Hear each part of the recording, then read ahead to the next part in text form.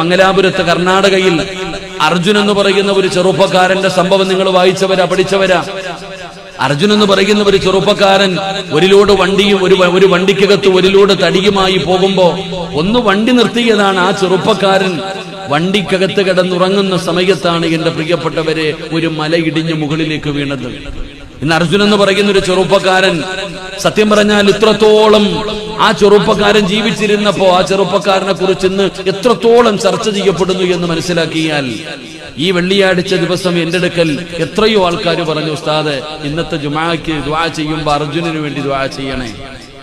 വെള്ളിയാഴ്ചത്തെ ദുആയിൽ പോലും ആ ചെറുപ്പക്കാരന് വേണ്ടി ദുആ ചെയ്യുന്ന ഒരവസ്ഥയിലേക്ക് ഇന്ന് ലോകത്തിന്റെ വെറും മലയാളികൾ മാത്രമല്ല, ആ ചെറുപ്പക്കാരന് എന്ത് സംഭവിച്ചു എന്നറിയാതെ അവന്റെ കുടുംബത്തോടൊപ്പം ഇന്ന് എല്ലാവരും പ്രാർത്ഥനയില, രക്ഷപ്പെടാൻ വേണ്ടി, രക്ഷപ്പെടുത്തുവാൻ അല്ലെങ്കിൽ ഒന്ന് കണ്ടുകിട്ടുവാനുള്ള ഒരു കാര്യത്തിലേക്ക് വേണ്ടി.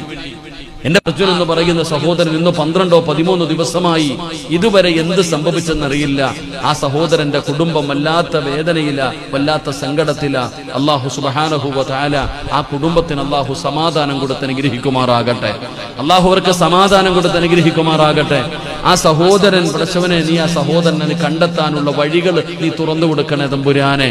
അല്ലാഹു അതുപോലെയുള്ള അപകടങ്ങളെ തൊട്ട് ഞങ്ങളെയും നമ്മളുടെ കുടുംബങ്ങളെയും അല്ലാഹു നമ്മളെല്ലാവരെയും കാത്തുരക്ഷിക്കുമാറാകട്ടെ.